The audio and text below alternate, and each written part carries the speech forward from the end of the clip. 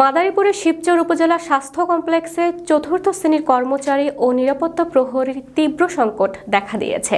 ফলে হাসপাতালের সার্বিক পরিবেশ নোংরা ও অস্বাস্থ্যকর হয়ে পড়েছে।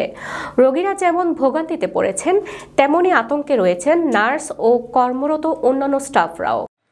হাসপাতালের আবাসিক medical officer doctor Mohammad Ibrahim Hossain বলেন, আমাদের এখানে প্রয়োজনীয় সংখ্যক চতুর্থ শ্রেণীর কর্মচারী নেই।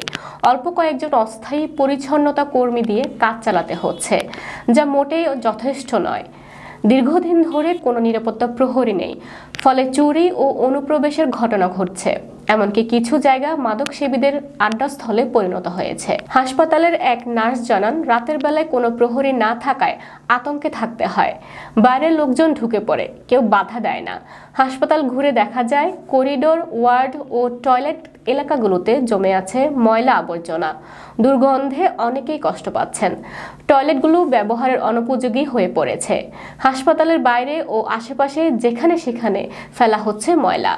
সচেতন নাগরিকরা বলছেন, পরিষ্কার পরিচ্ছন্নতার জন্য শুধু হাসপাতাল কর্তৃপক্ষই নয়, রোগীর স্বজনদেরও সচেতন হওয়া দরকার। স্থানীয় এক শিক্ষক বলেন, পরিচ্ছন্নতা শুধু কর্তৃপক্ষের দায়িত্ব নয়, আমাদের সবার দায়িত্ব। সচেতন না হলে যত জনবলি দিন, তাতে কাজ হবে না। স্থানীয়দের দাবি, অবিলম্বে হাসপাতালের জনবল সংকট দূর করতে হবে। নিরাপত্তা নিশ্চিত করতে পর্যাপ্ত প্রহরী নিয়োগ দিতে হবে।